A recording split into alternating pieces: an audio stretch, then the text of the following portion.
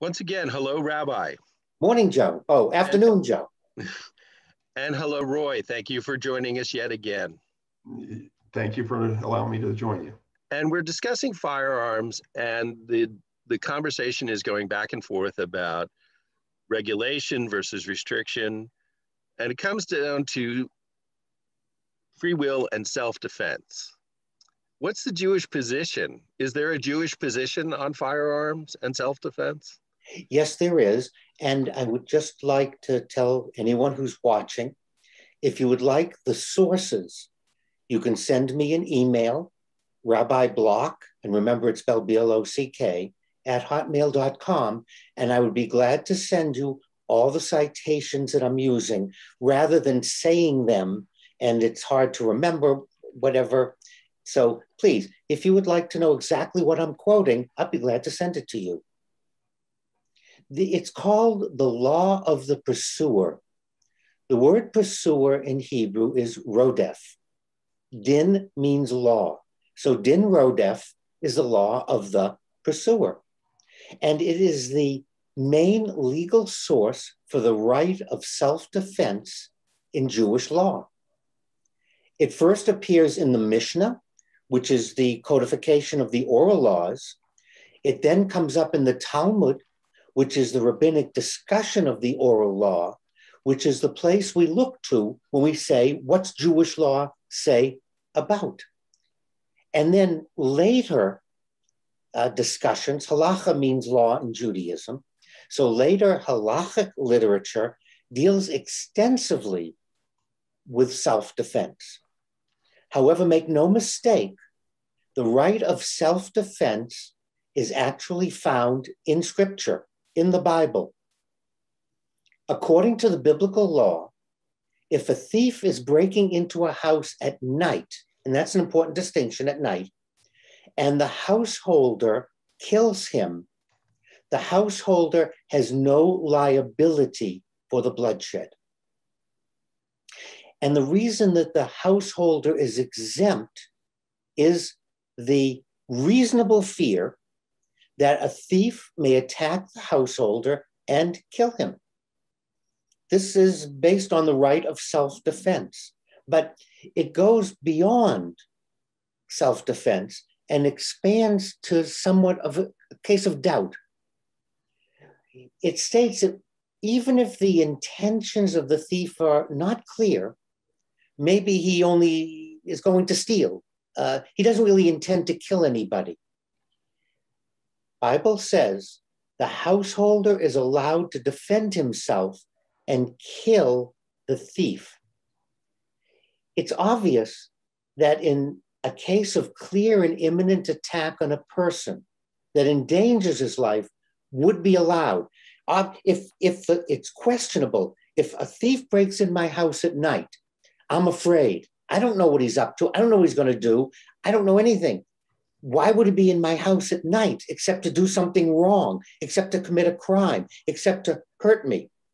If in that case, there's no liability for killing him, how much the more so in the case of clear and imminent attack, that when my life is in danger, I would be allowed to protect myself. The Torah, the first 5 books of the Bible says, if someone comes to kill you, you should kill him first. The right to defend oneself. A question, however, could be raised. What about the right to defend somebody else who might be under attack? If I'm witnessing an attack on someone else, have I a right to kill the attacker? Now, this case is not inferred from the source I mentioned, and the rabbis then broaden the definition of self-defense. And the definition is recognized by Jewish law. It's the din rodef, the law of the pursuer. According to this law, if someone is pursuing his fellow human to kill him, any person witnessing the scene has a right to defend the pursued, even by killing the pursuer. Are we talking right or obligation? I'm going to get that next because it turns into an obligation that you're obligated to stop the pursuer. It's not just the right to. However, the rabbis add, you're only to use as much force necessary to stop the pursuer. So if the pursuer is an 80-year-old geriatric in a walker with a knife, you have no right to shoot him. Because if you're an 18-year-old, you probably could walk up behind him, bop him on the head, take his knife away, or take away his walker. In which case, you have to have a little bit of sense in terms of it's not automatically, you're obligated to stop the pursuer with whatever is necessary to stop the pursuer. So I'm 75. And if I see an 18-year-old grab someone with a knife, I'm not able to stop it with anything other than using a gun of some kind, unless I could sneak up and hit him with a candlestick in the library or use a rope in the kitchen. But putting aside any of those things, so that answers your question. You are obligated to stop the pursuer with whatever you have at your means, whatever is reasonable. It's called the Din Rodef, the law of the pursuer. You are obligated to stop the pursuer, and you are obligated, required for self-defense. So that establishes self-defense. And then we may want to discuss, like you mentioned, the specific circumstances when we would apply Din Rodef. So all good Jews should take basic firearm training in order to adhere to the teachings of the Torah? Is that what we're saying? I would advocate that we become aware of our rights, and it brings up a lot of things in history when we look at the right to self-defense and who tried to take it away from us. Now, Roy, you're a firearms instructor, and I know you're going to go through the basic movements or principles of safety and how to handle, carry, load, discharge, store. Is any of your training when you teach people or instruct people in any way how to avoid hurting the innocent or how to, do you shoot the gun out of the bad guy's hand like they used to do in Roy Rogers? And movies are great for that. They don't work. So in training, so part of the 16 hours of training that I would do for the state of Maryland would require legal aspects, your responsibilities to begin with. Okay, so and that I do it with a lawyer. So the lawyer comes in and talks to the group, and we talk about their legal responsibility, but then also the practical training, so it's basically 8 hours of didactics and 8 hours of physical training on the range. So we are measuring their competency as far as firing. And, one of the concepts is you're responsible for every round that comes out of that firearm. So if you don't look to see who's behind the target, or your intended target, and it hits an innocent person, you're responsible for that round. So there's a lot of people have to recognize, and we definitely go through this in the class. We tell people right in the beginning, this might not even be the right class for you. If you want to buy a firearm to go to the range and have fun, that's great. Carrying it's a whole different responsibility. So you have to go through that training to understand your responsibility. So we do as Ken will tell you, we put them through some stressors. As far as when we train people, we go through that shoot, don't shoot scenarios. So just like they show in the movies where you go into the room. Correct. We do the same type of things that the police would do, and then we encourage them to do other training. There's plenty of places that now in Maryland, there's a couple simulators that are available to the civilian population to go practice the shoot, don't shoot scenarios. But let's go back to this idea of self-defense, and can you talk a little bit about some of the some incidents that we're all aware of? I think Ken hit on it as far as the biblical. Our right to defend ourselves comes from God, period. The Constitution just guarantees it to us. And I think it's important to read the Federalist Paper 46 with Madison, so you have a global understanding with his essay, because in the second or third paragraph, he goes through all this about just coming out of the revolution and that our, Americans have an advantage over Europeans in the fact that we have firearms. So it's a government issue. So as far as the government gets their rights from us, the individual, the citizens. So there's a lot of things. I don't want to get into the details of 46. I think if everybody read it on their own and they can come to their own conclusion. But this goes back to, we can go back to Hitler and Mein Kampf when he talks about, okay, I actually had it.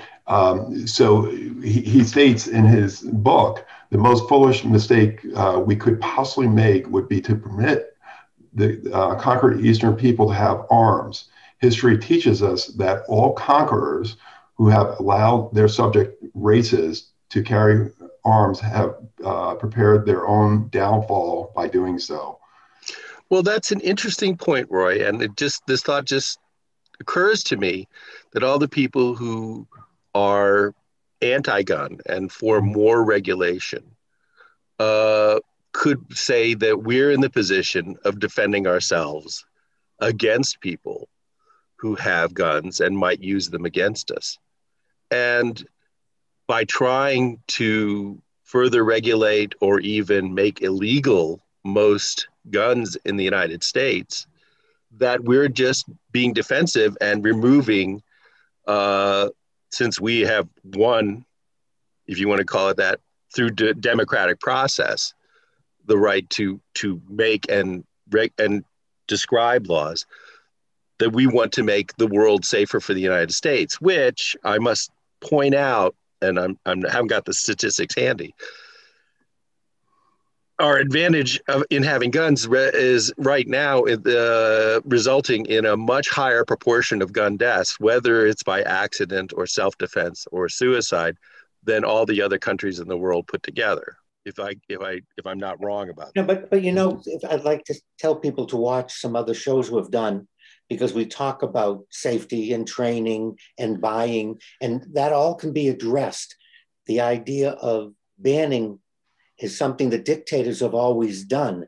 If you look at the history of China, China was a series of shoguns, and each one controlled a territory. They kept fighting with each other, and there was some acquisition. And finally, one individual arose, and he said, we're going to confiscate every sword in China. Then no one can fight against me when I take over. And sure enough, on the Night of Swords, he confiscated all the swords and united China. And it wasn't for the good of the people. And I think we need a balanced position. And again, I want to alert us to extremes. We don't want to go to all or nothing.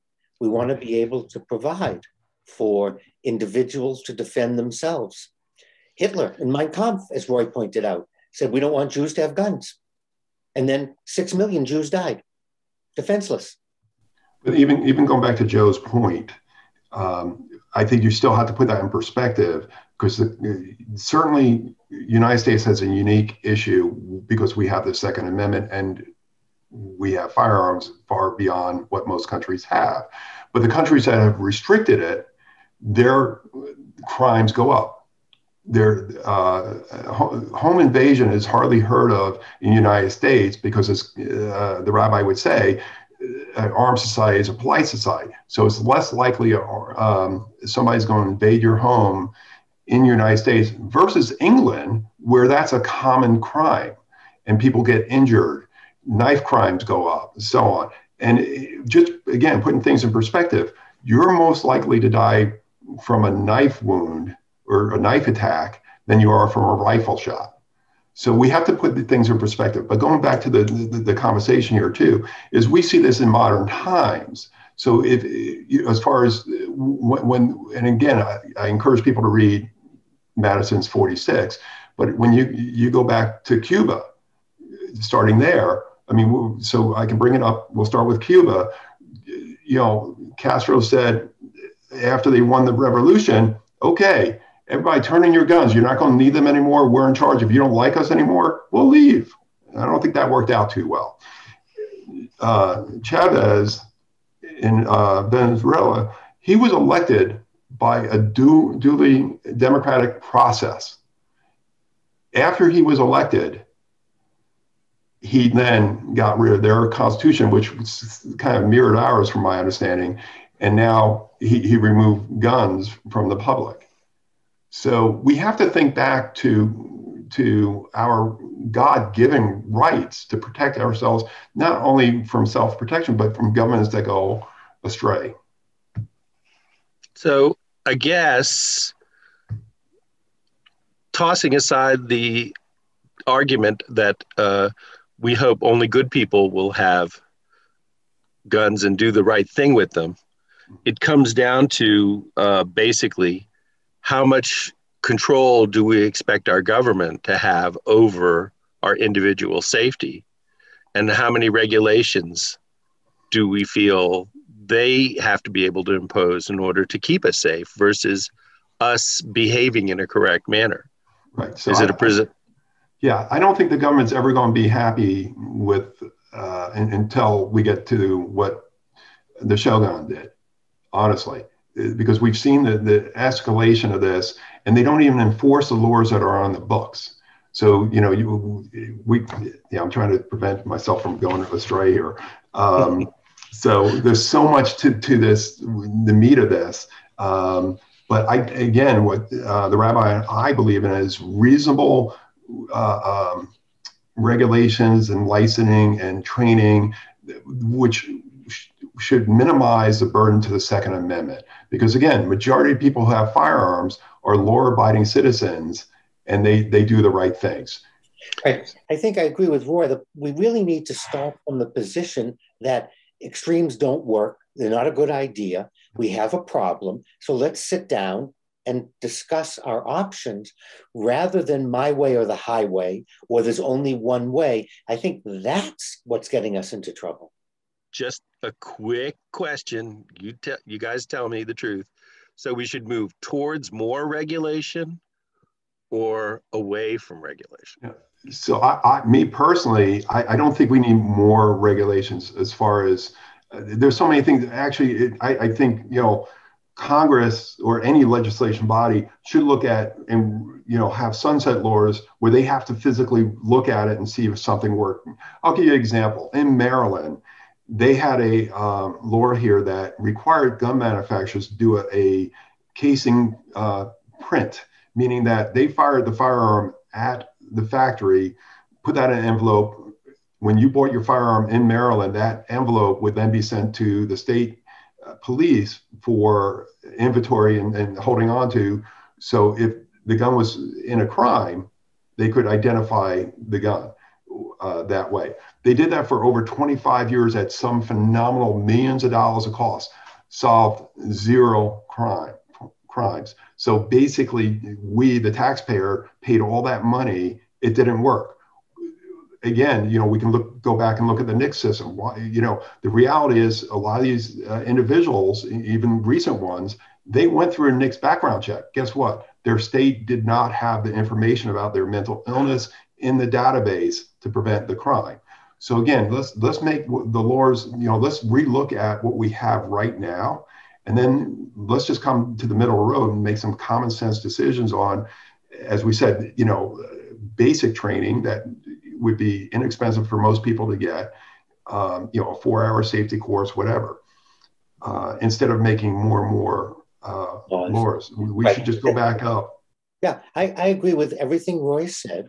I think we need to have the position for everyone involved.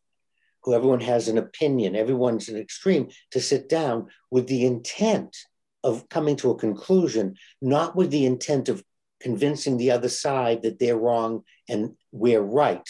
I think, again, that's what's getting us into trouble. And in my mind, I picture the closing conference scene from Lawrence of Arabia and how well everybody got along there. Thank you very much, Rabbi, and thank you, Roy. Your wisdom and opinions are insightful and very helpful, and I hope we get to talk about it some more sometime. Thank you.